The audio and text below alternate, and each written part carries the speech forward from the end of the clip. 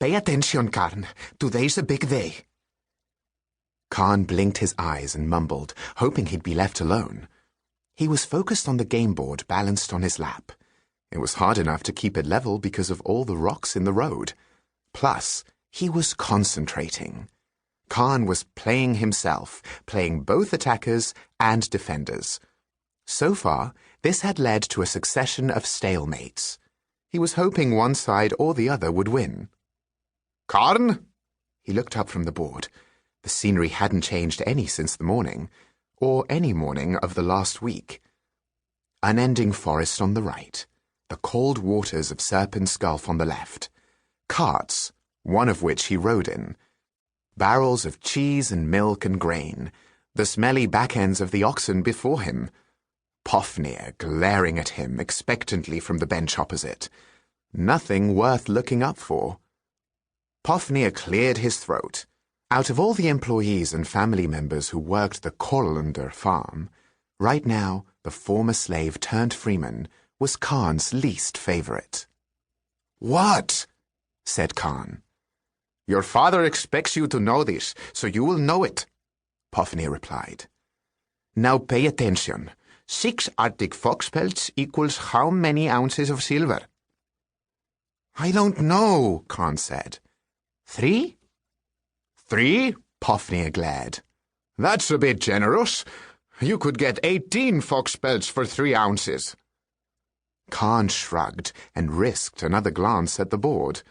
He moved one of his shield maidens into position beside an attacker, then switched his thinking and immediately started looking for a countermove. "Karn!" chided Fafnir. 2, then, Karn replied without looking up.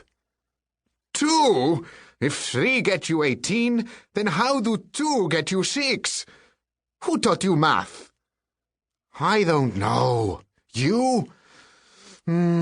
4, said Karn. He brought another one of his attackers into position, capturing the shield maiden between the 2 undead pieces. He took it from the board, pleased with at least one half of his gameplay. "You'd better listen to him, nephew," said Karn's uncle Ori, looking up from the book he'd been reading. "Your father expects you to know this. We'll be in Bensa tomorrow, and he wants your help with the trading." At the mention of his father, Karn looked toward the head of their procession. Korlander rode on his horse at the front, his broad back ramrod straight in the saddle, just as he'd been all week. His blonde hair was braided into a long ponytail. His great sword, Whitestorm, hung at his side. He looked like he should be out slaying dragons and fighting trolls, not worrying about fox pelts and cheese. "My father has 100 people to do this stuff for him," Karn said. "Can't one of them handle it?" "It isn't proper," said Ori. "Bartering needs to be conducted by a family member.